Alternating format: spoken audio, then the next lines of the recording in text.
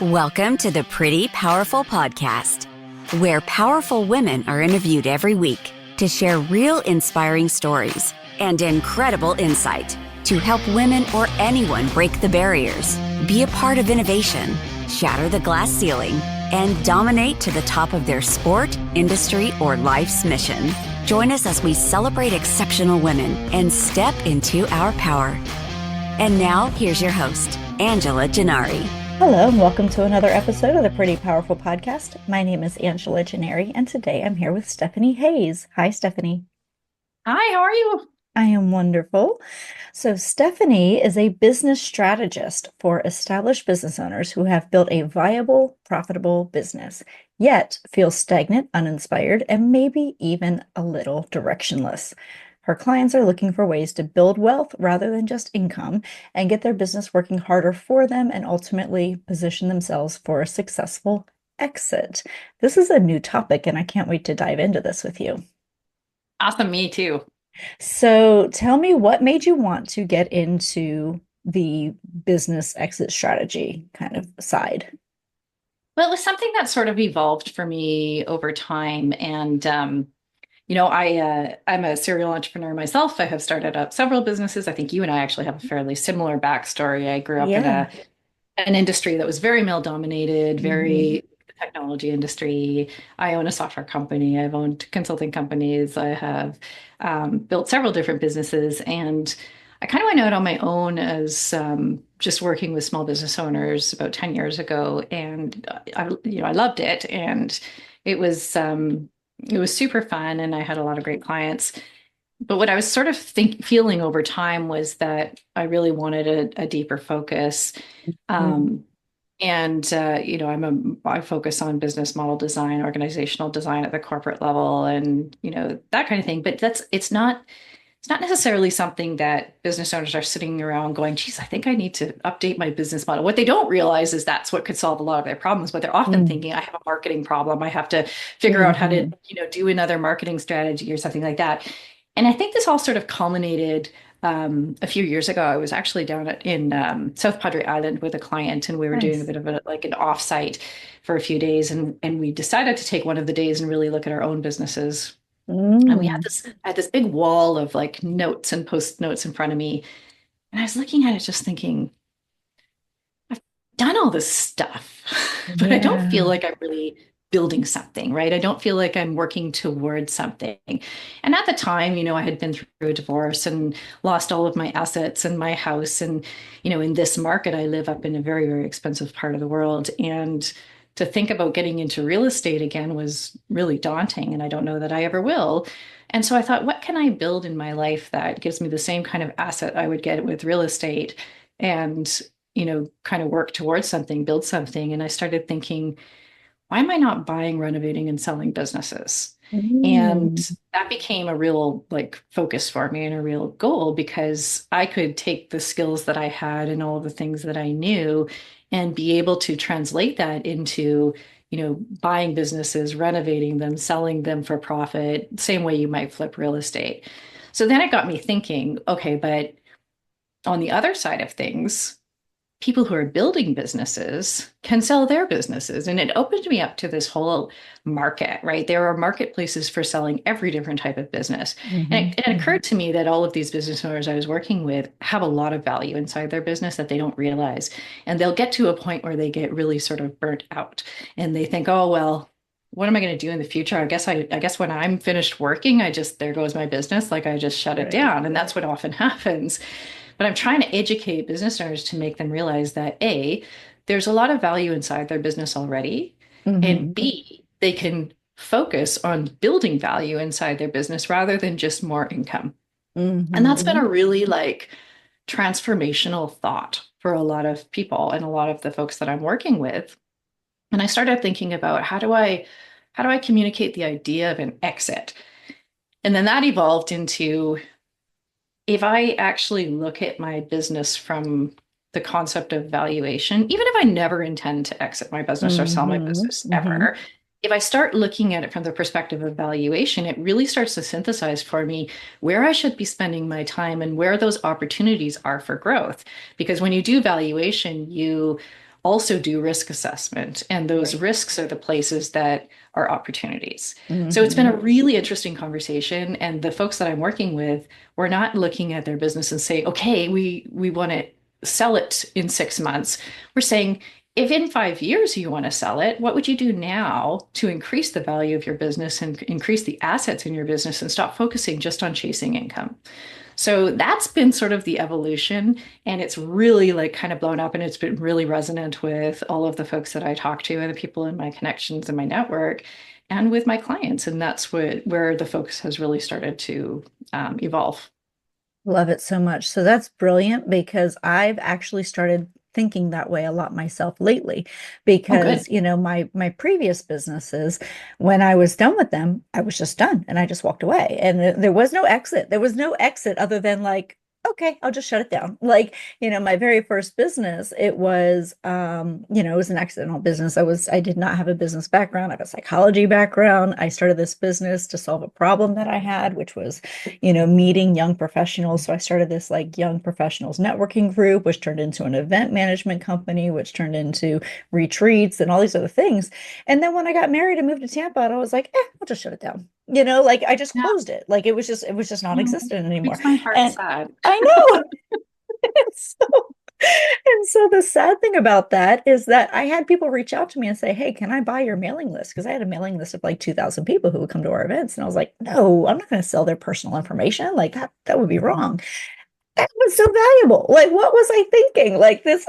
And so, yeah, like I just, I had a brand, I had a reputation, all these things were good. Like, I could have sold the business, and I just didn't know that that was an option. And then I get married, and then I have a business for 10 years with my, now ex-husband. So when we were together, we were married for 10 years, and I had my business and it was successful and we did well. And, when we were getting a divorce, my focus was on, where is this going to go? And where's that going to go? And oh, by the way, we shouldn't work together anymore because that would be weird. And so even though I was 51% owner, I just had him buy me out of like one contract. It was the worst deal for me, and best deal on the planet for him. But like, again, I just looked at it as, okay, it's just time to leave. And I just left. And that was just wrong in every way. And so now this is going to be the 10th anniversary of my current business. And while it's not on my mind like sell, sell, sell, I also know that I am the primary person in the business and I need to have an exit strategy. And I'm just finally learning that you need to have an exit strategy on day one of your business, not because you intend to sell it, but because if anything were to happen, you need to know what happens next, right? Like Yeah.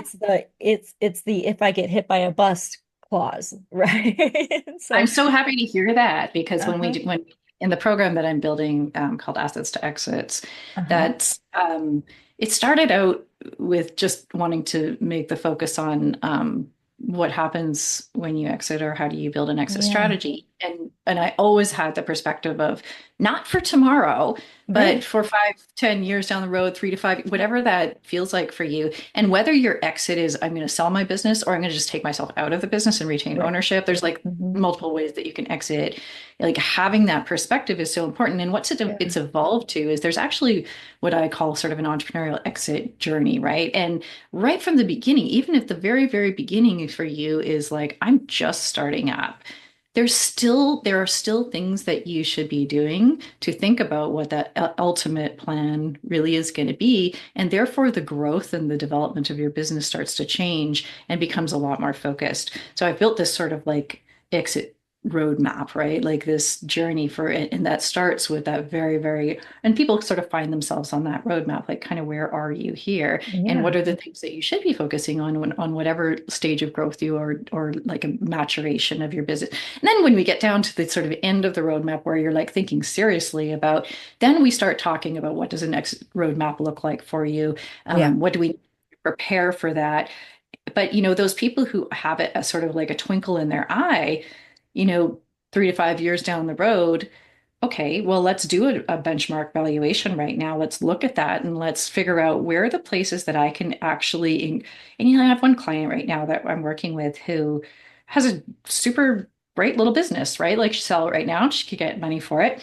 But when we did the valuation and we looked at how those numbers would change if she, diversified her income channels, or she, had another strategy over here, whatever, it almost like more than doubled her valuation. So she could be Yes. looking at their $1 million, and so she's like, this is worth it. Let's do this, right? Uh-huh. So we're doing this before she has to sell. We're doing this 3 to 5 years in advance so that it can gain traction and she can have the best exit when she actually gets there. And so I think a lot of people don't think that way. They kind of may think, oh, what's my long term? I think I have this sort of twinkle in my eye. But if you Yeah. actually do now, you end up exiting your business with it. And, I'll work with her when she ultimately gets to an exit, and we will put together her offer and her memorandum, and like we'll negotiate and all that sort of thing too. But right now, the order of the day is find all the places where we can increase that opportunity.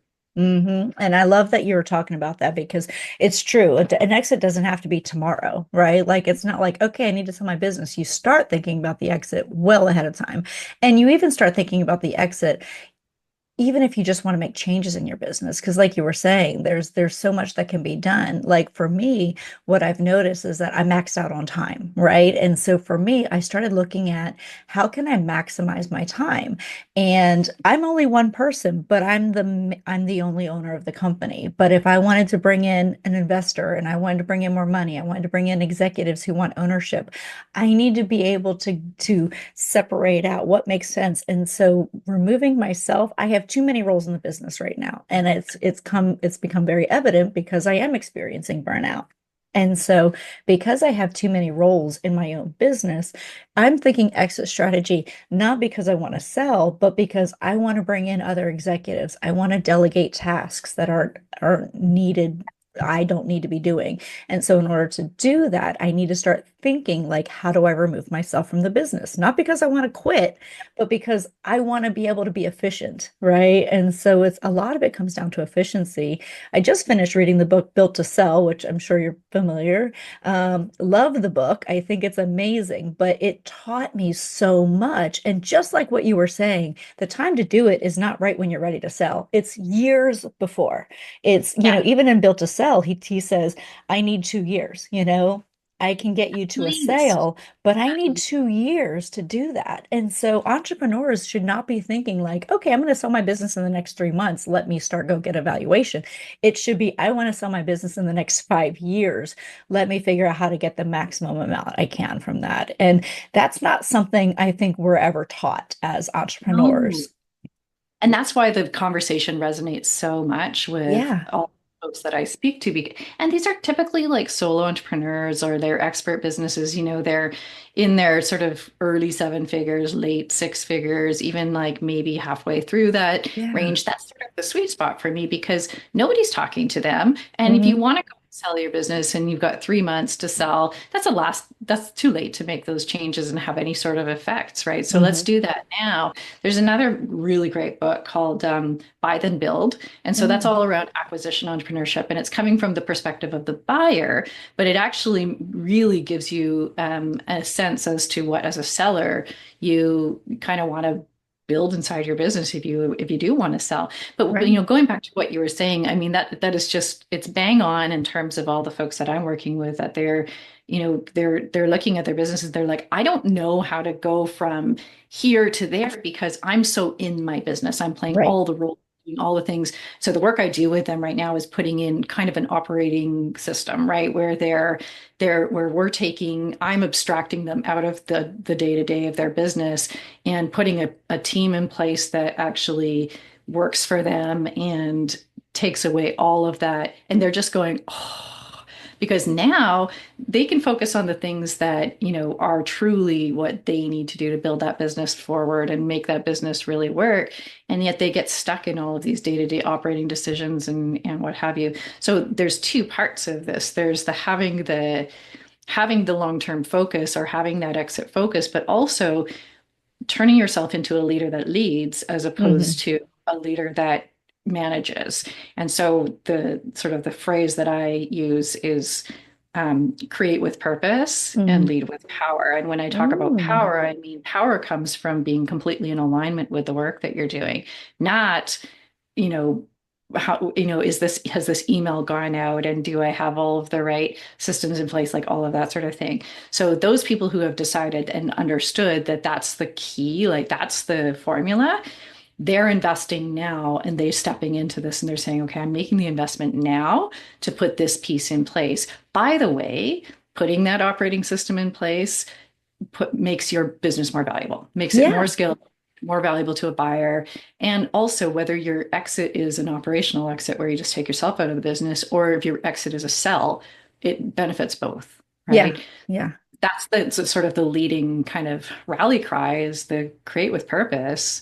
I know where I'm going. I'm making every decision with a purpose, and lead with power, my own power. Power Mhm. doesn't have to mean, male bro, I'm dominant. It means that I'm powerful because I'm leading from a place that is really aligned with who I am. So those two things, work really nicely together, and they have to work together. You can't just build an exit strategy and not know how you're going to get there. You can't build an exit strategy and not turn into a leader, Yeah. because you'll never get there, right? Well, and I like that you say create with purpose because it really starts with that foundation of like, what am I doing and why am I doing it, right? Because nobody cares what you do until they know why you do it, right? So having That's right. that purpose from the very beginning allows you to scale because you have a foundation. And you can't, I always say you can't build a sandcastle, or you can't build a real castle on sand, right? You can build a sandcastle, it gets washed away by the water, but if you want to build a home, you don't do it on sand, right? You go to the foundation. And Yeah. so you can't build on something that's not stable. And so until you get your why, until you get that foundation, your creation, that this is why I'm doing what I'm doing, and then you build upon that, and that allows you to scale. You can't develop foundation, you can't develop your foundation midway through your building. When we talk about purpose, and we talk about why people want to exit, it's always different, right? Hmm. It's very rarely just about the money, though that's Right. great. Hmm. And not optimize that, but it's, when you finally exited and you finally left your business, like we do a lot of post-exit planning too, because you got to know what that's going to look like too, because you can end up in this hole of like, this disastrous sort of spiral of I don't know who I Well, am or anymore because I've been this. depression, because Right. we talk about this in one of the entrepreneur groups I belong to, that like, for the first year after your business, don't do anything. Like, because you'll make bad choices because you're in desperate, like, I need to fill my time. I need to use this money. I need to, spend this. I need to invest this. And sometimes we make the worst decisions right after we sell because all of a sudden there's a windfall. There's all this time and all this money. What do we do with it? So, Yeah, you know what? I would actually really love to be in a position of doing nothing for a year. Like yeah. that. Yeah, I would exactly. Sounds do, amazing. but it's choice, right? And a lot of people talk about freedom. And in fact, my big program is called Build to Freedom. But people talk about freedom, but what they really want is choice. And they Yes. really want to be able to determine what they're choosing to do, right? Right. So I sort of make that distinction. But freedom is a huge part of all of it, right? Freedom is a huge part of being free of the things that encumber me, being free of the decisions I don't want to have to make. I'm Yes. just into this role with one of my clients right now, and it's been really, really interesting because we are literally this week in transition where she is stepping out of this operational role that she's had in her business. And she stepped forward and she said, "This is who I want to be." And um, I'm so excited by it, but at the same time, like it's like cutting the cord, right? Cutting the ties Yeah. of all these decisions that I've had to make. And it's just a new way of living. And she's really excited about it, but it's also like a hard transition, right? Yeah. So all of this stuff is sort of, but nobody's talking about this. You go talk about exits, you get a lot of bros who are just kind of like, yeah, evaluation. And Yeah. they won't Yeah. talk to you unless Exactly. they're looking at, multiple seven figures. So I really want to serve this little niche, these purpose-built businesses, these expert businesses, these solo entrepreneurs, these small business owners who are just kind of going, I don't know what's there for me. I don't know. And they all have assets inside their business already. They all Yeah. have, and I'll give you a link to the 9 types of assets you can build inside your business. But a lot of people are like, Yeah. oh, I don't have assets in said, yes, you do. You've Mhm. got these 9 different things that you can look for inside your business. And the people who are in my group program, they've been indoctrinated with they're my lifers, right? Yeah. They've been indoctrinated. And so they start thinking this way and they start making, even if they're never going to sell their business, they're building their business with the intention of building assets, things that have long-term value, things Yeah. that become leveraged. And it's so cool to watch. Like if I can make that impact with people and give them something that's much more, feels much better for them, I think that that's so worth it.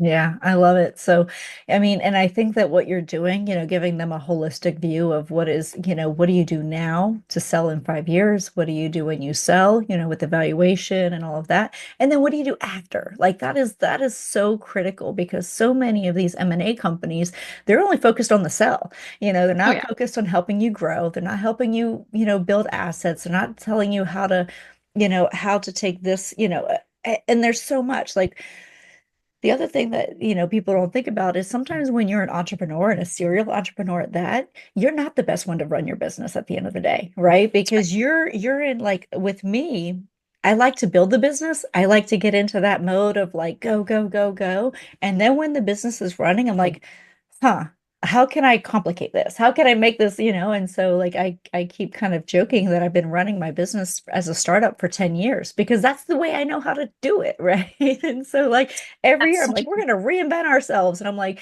they're like, again? But That's such a good point because yeah. people there really is a life cycle, and I think people feel really almost shameful if they get Mhm. to the point in their business where they're like, I'm just not here anymore, and but I should be the one who takes it to this Yeah. $1 million exit, shouldn't I? And I'm like, no, it's okay. I bought a business in 2023 Yeah. because I want to eat my own dog food, right? Like I Yeah. want to be on the buy side as well. And that was something that was my long-term plan was to start buying. I've bought $500 businesses. I've bought Awesome. $180,000 businesses. So I bought one in 2023. And the owner, I actually helped design the business. So it was like I was very familiar with it. But the Yeah. owner was my ex-client and we'd known each other for a long time and we'd worked together for a long time. And she had gotten to the point in her business where she was just like, I'm done. Like I just like Yeah. I cannot bring myself to want to do any more with this business. I'm like, that's okay, right? Yeah. That's okay. I'd rather take this business from you and give it a chance to survive and thrive than, see it go down the tubes with all of the assets that you've built inside of it. So there Sure. is a life cycle. There is a life cycle for you inside the business, and you have to know yourself as a business owner and what kind of works for you. I'm the same way. Get into that mundane existence and I'm just like that's death for me, right? I like to Yeah. create.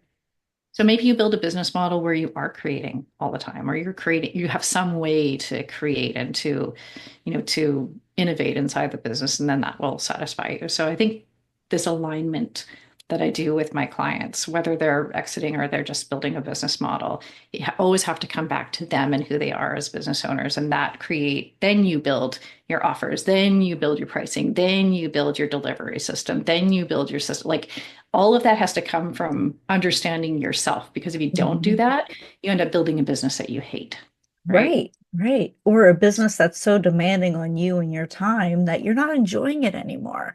Like you have to love what you do. And as entrepreneurs, we have to love our business more than anyone else loves our business. And when we get to the point where we just don't, like we need to be able to say, it's okay. It's okay. Give it to somebody who will, like this is the time to turn it over. And like I love the startup phase. I love this part, but we're 10 years in and I'm like, okay, I am at the max of what I know, right? And so now there is that need to bring other people in. And I'm not saying I want to exit. I'm just saying I want to make room at the top for somebody else to come in and help me run this because I've reached the pinnacle of what I can contribute meaningfully, and I need somebody to take it to the next level. Yeah, and that's exactly where I end up coming in with my clients, and they're just like, I don't know what the answer is right now. Yeah. And it's so easy for me to see. Like I come in and I'm Yeah. like, okay, your value is over here. So Uh-huh. let's just like get you focused, lead with power, right? Get you focused on just that, and then let me abstract the rest of that and build a team around or maybe we let parts of the business go, right? Like maybe there's things that just don't make sense and aren't serving.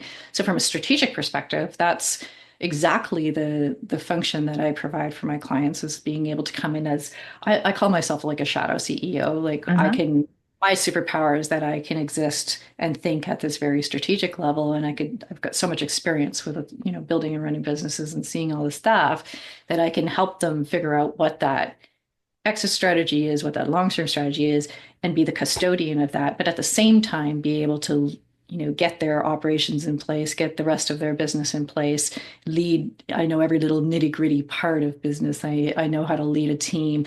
So I do the things that they don't want to do as a CEO, and I operate like a CEO in partnership with them. And then we build that piece of the business over 12 months so that I can step out and they can stay where they are. And this stuff just kind of continues to build and grow. But we make lots of decisions. Is this part of the business? Does this still make sense? What does this need to evolve into? If you want to be out, what does the rest of the business need to look like? What are the resources that you need? Like, there's all that's possible. But I find people just get stuck sort of sitting there going, I don't know what to do. Right. Yeah. Yeah. Well, and I love the space that you're in because you're in that really beautiful spot where most of the entrepreneurs that you're working with, these CEOs, they're in it because of a passion and a talent that they have. Whether it's I own a bakery because I love to bake, or I'm a plumber, or I'm an electrician, or I'm a chef and I own a restaurant. Like you are in it with the people who started out of passion for what they do really, really exceptionally well. But those people generally don't have a business They background, don't. right? Right. And so this is where it becomes really challenging. Like you can have a really successful small business as a solopreneur or as a passion small business, passion, foundation small business, but not have that business background and know how to scale, know how to market, know how to, bring on investors, know how to expand, know how to get licensing in other states, know how to franchise. And this is where that business expertise can come in and say, look, I think you've built a really, really solid business. Let's figure out how to 10x this business, right? Because that's not in their wheelhouse. Their wheelhouse got them to where they are, and they might be very successful at it, but they're stuck because now they're like, okay, whatever happens beyond this, I don't know how to make that work. 100%. And you know what? You should be the expert. You should be Yeah. leaning into what you do best and where your power really is. Lead with power. Yeah. And, let the rest of it, when you're at that stage, right? Like early on, you're going to do everything. And I argue that maybe you should because you get the Yeah. experience. I happen to have done everything. And I can tell you, I can sit down and I can code. I can sit down and I can design. I can sit down and I know the clothing industry. I know the cannabis industry. Like I've had this wonderful experience of being able to be in every part of every business and every part of every, it's just I'm curious and I like to learn things. So, that puts me in a really good position to be able to come in and say, okay, great. So what's your unique? And I think people try to force themselves into these frameworks or these like what worked for someone else, and then they get frustrated. I see this over and over again. I was at an event in Florida in December, and a lady was sitting with me for a long time, and she said, I've spent the last 3 or 4 years just buying everyone else's solutions to my business. What I Mm. really need to do is just hire you because it doesn't work um, to try and shoehorn myself into some other framework. Like I need someone to look at me and who I am and my little business and what's unique about that and figure out what I'm doing going forward. And I'm like, yeah, it's true. Right. It's totally true. There's a lot of value into being able to productize something and to be able to give people guidance. But I would argue those things work better when you're sort of early days. But Mhm. once this business becomes an entity of its own and has its own personality and its own, then you really have to think through what's going to be most aligned for you, for your business, for your industry, for your little specific area that you've gotten to. And, there's a really great book. Um, Initially, when I heard the title, I was like, that's not something I want to read. It's a bro book, whatever. But Yeah. actually, it's 10x is easier than 2x. And Oh it's my God, super. I literally recommended that to somebody today. Did you? Oh, yeah. So I would say like 60 to 70% of the book, like it's kind of like, okay, great, I got the concept. Yeah, yeah. But when you do get the concept and you start to really think about it, it makes so much sense. Yeah. Because if I think about all the things that I would have to do if I was running my business at 10 times what I was making, it would be very, very different than what I kill myself worrying about right now. And, I'm thinking about what my social media posts. That's not what I'm going to worry about at 10 times. Like, what does 10 times this business look like? Right. Right. And then you start just chopping stuff off of your plate because you're like, this doesn't matter. Yeah, yeah. Or And delegate it, hire it out, outsource it, like, focus on your sweet spot and what you do exceptionally well, and then double down on that. And yeah, that's what I like about the book because I've always been in the mindset of work harder, work harder, work harder. I need to double my income. I need to work twice as much. I need to do this. And the book just basically lays it out. You can't 10x your time and effort because you're already probably at max, right? And so if you want to yeah, 10x, you literally can't. You literally cannot. So yeah. the only thing you can do is start taking away. And you start taking away all those things that are not adding value and are not adding any substance to what you do on a regular basis. And so get really, really defined on your sweet spot and go all in on that.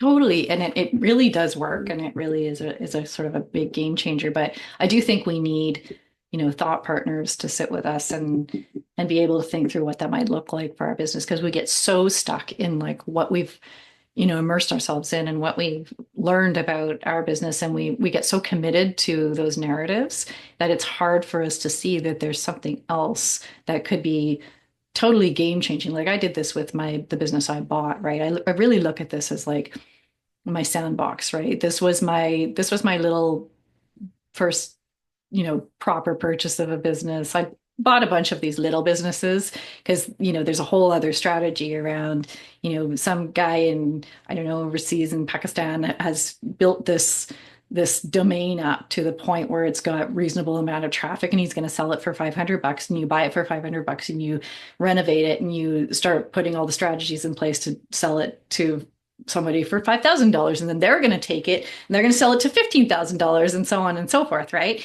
So it's such an interesting little economy. But this was my first sort of real purchase of a business, and I wanted to get that experience. And I'm somebody who doesn't live in a lot of fear. So for me to go and do that was just kind of like, all right, let's see. I learn by doing. But I really applied that concept to this business, and it completely changed what we were spending all our time and resources on. And it really felt liberating because I could see the bigger strategy. I could see the things that we needed to invest in. And everything that didn't sort of suit that, I just cut. And I was like, this is great, right? Yeah. Because those little busy things weren't Hmm. actually contributing.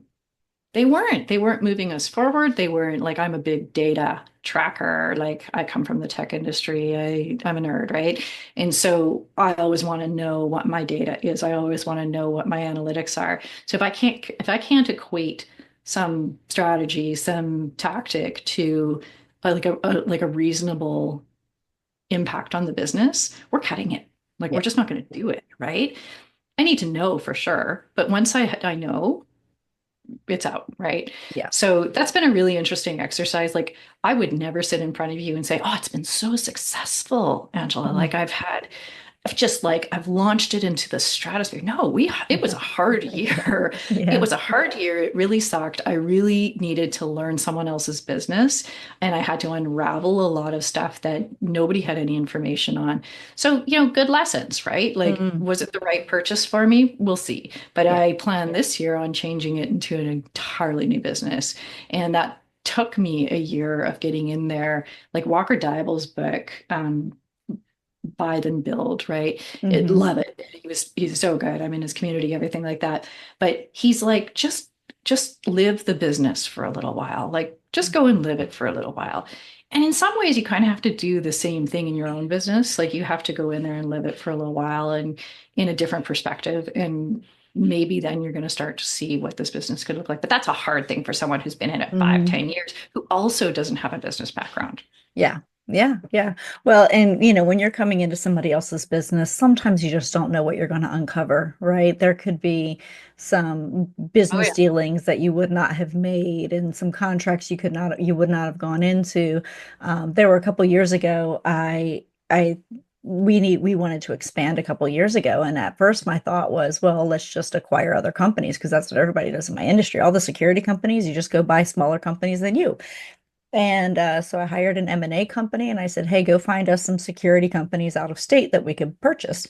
And the M&A company, obviously they only make money when they actually acquire something. And so, I had them out there looking and, thankfully they were very honest and they came back and they were like, Angela, the problem is you don't want these companies. Like you don't want them. Like the contracts are not good. They've lowballed contracts to increase their valuation. You don't want their employees, you don't want their business processes. Like you'd come in there and eat their lunch. Why don't you just go in and compete with them? Like just go organically, start a company and compete with them, and you'll get all the same business. And so it saved me a lot. Obviously I didn't buy any of these companies, but sometimes what you're buying isn't necessarily what was on paper. You're going to find you're always going to uncover some things. It's going to be a culture shift. It's going to be a lot, but the opportunity, if you can go in there and do something great with a business, even with a brand, and then flip it, it's genius. And right now, I mean, with all the boomers retiring and wanting to sell their Oh business, it's yeah. a really exceptionally good time to do that. There are so many of these little, you're totally right. There are so many of these little like industries like Mhm. bookkeeping Yeah. or like notaries or anything Yep. like that, where you could just acquire a pile of them and you can put a team in place with those sort of transferable skills. And you Yeah. can have a great, I mean, you're acquiring a book of business, right? When I bought this business, that's essentially at the end of the day, I acquired the assets of the business and all I was acquiring was a list. And as it turns Mhm. out, that list is kind of dead. But did I know that? No, I had no way of knowing that. But this is the gamble that you make, and I was willing to make it. But you have to be really clear on what you're buying, right? And are you buying a book of business? And is this a skill that I could just put a team in place to transfer over? Yeah, there's a real opportunity there. I don't know if you ever follow Cody Sanchez, but she's got like she just launched Main Street Millionaire, and Okay. her whole shtick is about going and buying boring businesses, laundromats and Hmm. like vending machine businesses and stuff like that. There's a lot of money to be made in those if you can find and innovate on the business model. So there's, the whole thing eats my brain, right? Like this whole buy then build acquisition entrepreneurship. But if you look at it from the other if you learn about it from the perspective of the buyer, and that's what I wanted to do, I wanted to have both sides, then you can really represent the needs of the seller as well. And you can, and again, like I said, this has to be a long-term decision. Don't make that decision. If you're going to make the decision to sell in the short term, you're going to have to sell just what you've got, Right. right? Hmm. But if you start looking at this from the longer term and you understand the concept of buying and selling and acquisition, and then you can absolutely put yourself in a really great position.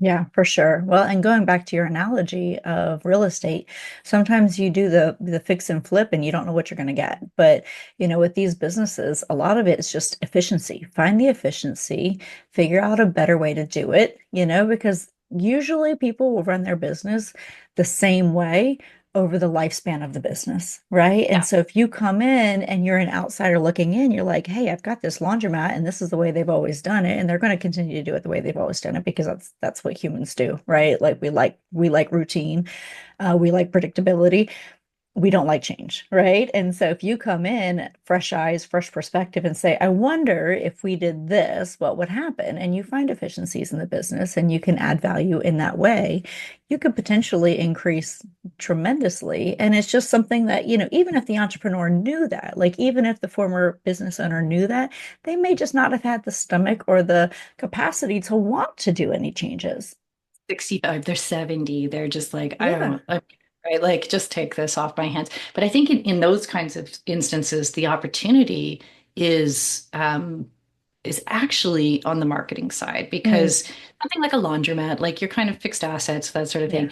But what could you do differently in terms of building a brand around that laundromat? Like, there's one here. I just live in this little town, little tiny town, and but it's kind of funky. Like it's got like a Yeah. funky vibe to it, and we've weirdly never had a dry cleaners here. And Interesting. Yeah. you have a laundromat, and this person bought this laundromat and made it like super fun and quirky and I like they have people in there all the time now. And I'm like, yeah, Nice. that was the innovation there was not on the dryers or the like people don't go there because they have faster dryers or they have nicer machines. They go there because they're buying into a brand and it says something Mhm. about them that they go there, right? And this is Right. a town full of climbers and like, people who live in their tents and vans and stuff. So something Yeah. like that is really well aligned with this demographic here. I love that. That's really cool. Yeah, and you're right. Just, you can take the same assets that everybody else has had and just be creative with how it's put out there to the world. I love it. That's very cool. So tell me about these assets. So you're talking about, creating assets for a company. What assets are you talking about? Like, are you talking about, I mean, obviously there's contact, right? It's anything in the business again, this comes from the perspective of valuation. What would be valuable to a buyer in a business? What would they value? And so there's so far in my list, there are 9 types of assets. Okay. Yeah, obviously a customer list or your recurring billing is one of them. I'm probably not going to get all of them as I'm That's talking okay. to you here, but things like do I have licensable IP? Like that's a Mhm. whole program I'm building right now because I've come up against this many times with my clients that I'm working with that they've developed this IP inside their business and they can actually turn that into a certification program or something licensable. And there's a lot of leverage in doing something like Hmm. that. Um, uh, Creative assets. So a lot of people have built content who have built creative assets in support of their business, but actually is really valuable to if they packaged it up and curated it and turned it into something that they could sell and turned into product. Productized services are an Mm. asset inside your business. Just being a service provider, this is where people get stuck, right? I'm a consultant. I'm a whatever. Um, how am I going to sell my business when I'm the one providing services? That's the big question people ask. Well, of course, you could maybe sell your book of business, but other than that, if you have no one to deliver it, then of course there's a bit of a problem there. But if I productize my service and I create a whole framework around the development or the delivery of that service where it's sort of in a box, that's what I'm doing right now with my business is I'm turning this into something I get like an operating system that I can deliver through a team, right? So Mhm. that becomes an asset. Um, then obviously if I have investments in my business, that's an asset. If I and I'm gonna have to go look at my sheet to tell you all 9, but like there's lots Yeah. of so first of all, there are things you can develop, but secondly, there are things that you already have that Hmm. you're not really looking at as assets. I have one client who runs an agency and is really, really, really good at creating like SOPs and putting Yeah. this like framework in place for how their agency runs.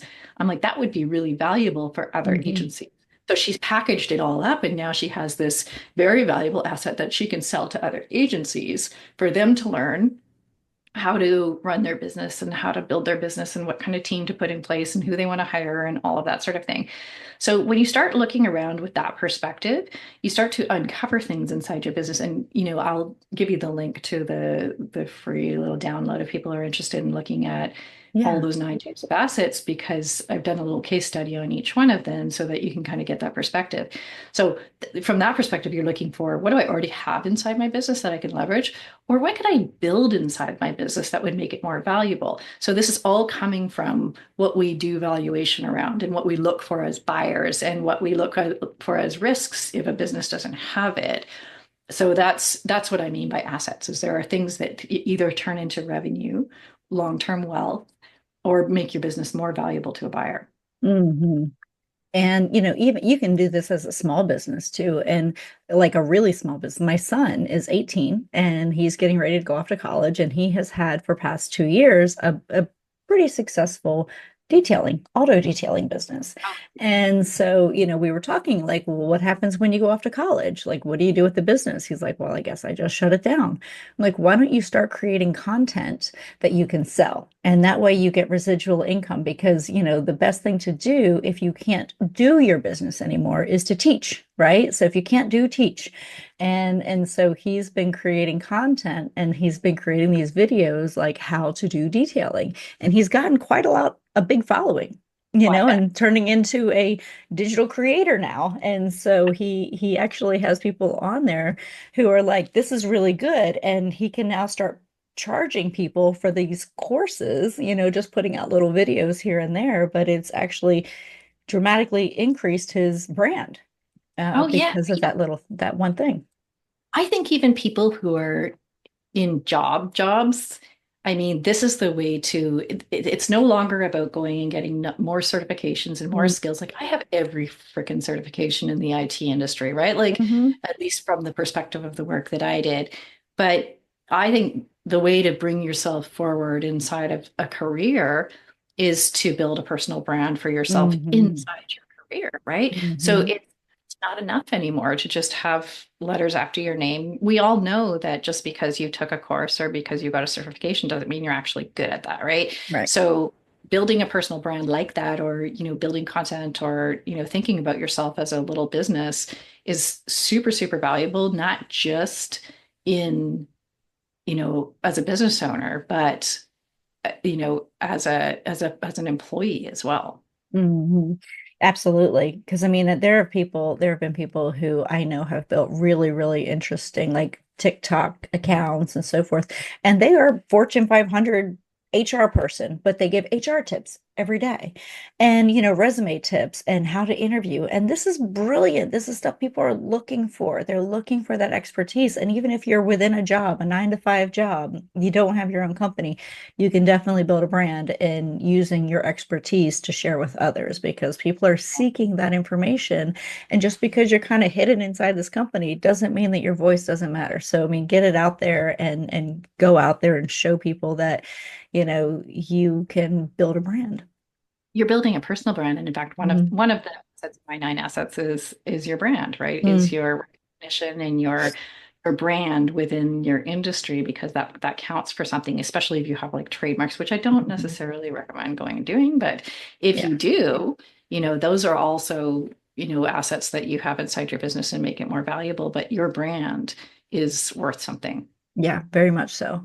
So I wanted to ask you some questions. So who inspires you? My clients inspire me. Yeah. Like the people that I'm watching sort of going through their own growth every day. Like I'm really not, can I swear? I'm really Yes. not what I would call a star fucker. Like Uh-huh. I'm Yeah. not somebody who's really attracted to celebrity, and because I know all these people who are quote unquote celebrities in Yeah. my industry, and I've known them personally, and they're just average people, and they had a break, right? Like they got Yeah. a good break. Not saying they're not good at what they do, but Hmm. I can see that, you know, I was in a high-end mastermind once of someone's who's on the celebrity spectrum, and what I really saw inside that mastermind was it really had nothing to do with her being good at what she did. You got ahead by dry humping the celebrity's legs. Like the person Right. who would stay closest to that person, it was like a big MLM. They're all selling each other's stuff, right? Yeah. Yeah. So I don't have a lot of respect for celebrity or authority or anything like that. So the inspiration I get is from my little clients sitting there going, I think I can do this, or Uh-huh. having a big moment of like, I'm taking a huge leap here. I'm going to invest in this work and we're going to do it. That's my inspiration. Those are the people who get me up every day, who I'm like, I'm showing up for you because you're showing up for yourself. Yeah. That's where I get my inspiration. There's so much courage and bravery in entrepreneurialism, and people just don't understand it. Like what it takes to be an entrepreneur, to start a business and to take that risk on yourself. People don't bet on themselves very often, but entrepreneurs have to. And a lot of times we're scared to death, but we do it anyway. And those are so inspiring to me. I agree Yeah. with you. And the same thing here. We interact with a lot of celebrities, and I'm the last person to even know who a celebrity is. They were like, "Hey, if you see a celebrity walk through the door," one of our clients is. We get a lot of celebrities that walk through one of our venues in Atlanta. They're like, "If you see any celebrities, you have to radio in." I was like, "I don't know who they are. Also, I don't care." Good luck. I don't know who they are. I have a lot of respect for somebody who's been able to be successful, right? Yeah, yeah. Who has figured out, but I don't necessarily think that they always get there because they're just like really, really extra good at what they do. They've done something really well around their connections, their marketing, their Right. whatever, and they figured it out. Good Yeah. for them. Hmm. I think that there's a lot of respect there, but I don't necessarily look at them and think, oh, wow, I want to be like you. Like, Hmm. what can I learn from you? What can I watch and see? And then I get to decide if that's how I want to grow. Absolutely. 100%. So, as women, we give our power away all the time, whether that's just giving credit or not stepping into our power in a way that we should or we could or miss opportunity. Can you tell me about a time that you've given your power away? Oh, yes. I'd encourage you to go and listen to my last podcast episode because it's a whole episode just on this. Really? But oh yeah, but I grew up, I mean professionally, in a male-dominated environment, in a very male-dominated industry. And I was reflecting on this in a writing retreat, and this is where that episode came from. It was actually a talk that I wrote. And what I realized is that I had I had spent the early part of my life and into the early part of my career being apologetic for being feminine, being Mm, apologetic for being a woman. And I remember in my early conditioning, I didn't want to hang out with girls. I wanted to hang out with men. I felt embarrassed to be, a woman, to be a girl because I thought they yeah. were so emotional and flighty and all this sort of thing. When I got into my early career, I realized I didn't realize it at the time, but I had this real like cognitive dissonance because I was leaning into the things that felt really natural for me, but I was being reprimanded all the time to the point where this guy that I was working with, man that I was working for, said to me one day, he's like, I don't want you to talk in this meeting that we're having with our client because you don't know how to Um, deal with clients. I'm like, pardon?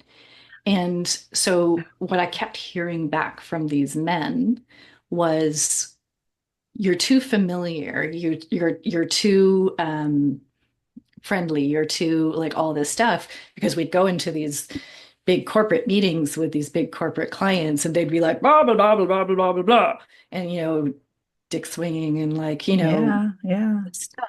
And it was always hard for them. It was Mm, always hard for them. Why can't we close this deal? I was the one who would go in and close deals. I was the one who would develop the relationships with the clients and they would love us. Like, and I could never understand why I was doing what felt natural, but I was always being reprimanded. That's not how we mhm, do things. That's not how we do things. And then later on, and the funny thing is I spent the first part of my career working all with men.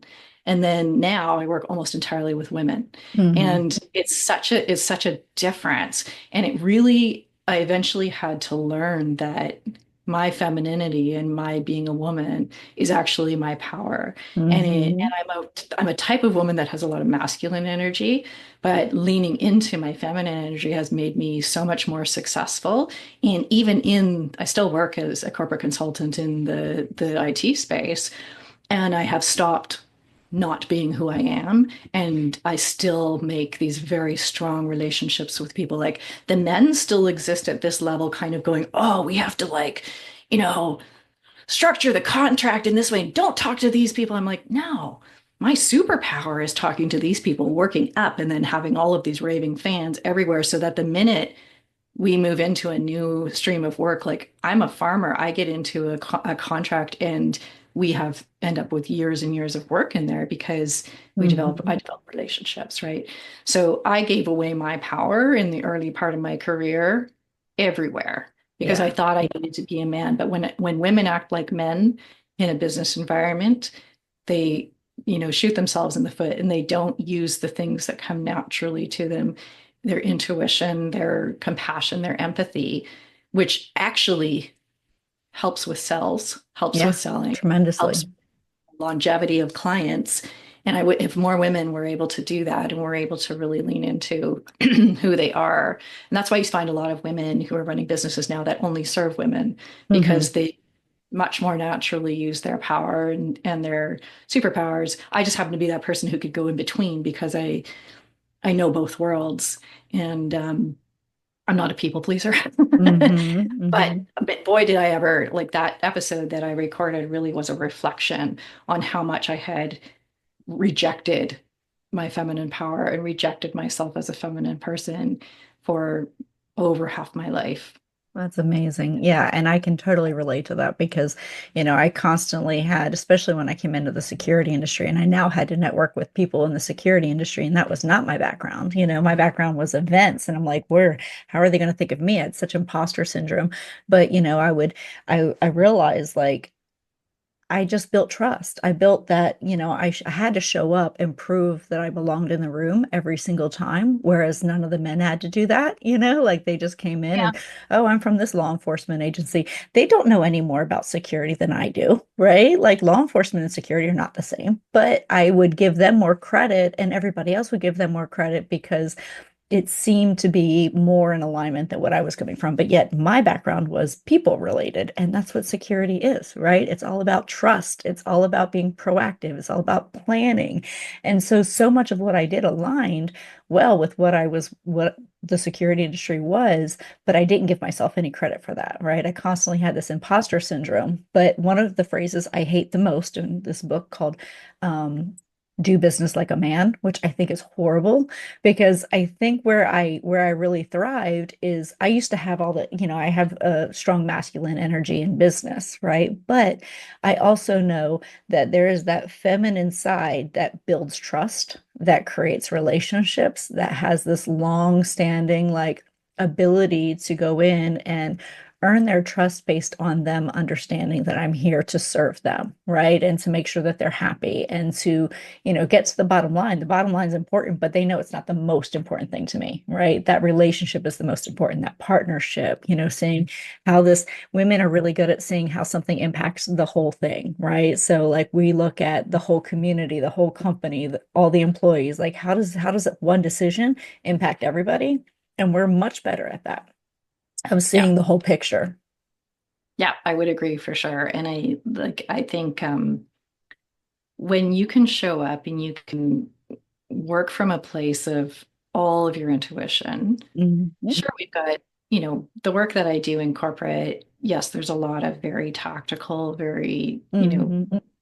not intuitive work, but when we can bring that broader perspective and that, and it's even wrong to say, oh, well, the thing that women have across the board is more empathy and more intuition. No, they Mhm. also are really freaking smart women who have that other side of the skills too, that are, tactical, that are technical, that are incredibly intelligent when it comes to all of that stuff.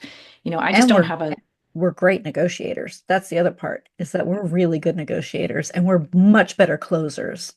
Yes, I agree. I think from a sales perspective, women are incredible unless here's a caveat, unless they have gone through a male-dominated sales training. Like Yeah. if they how to sell, like I've been through those, I have learned how to sell in a very male-dominated way.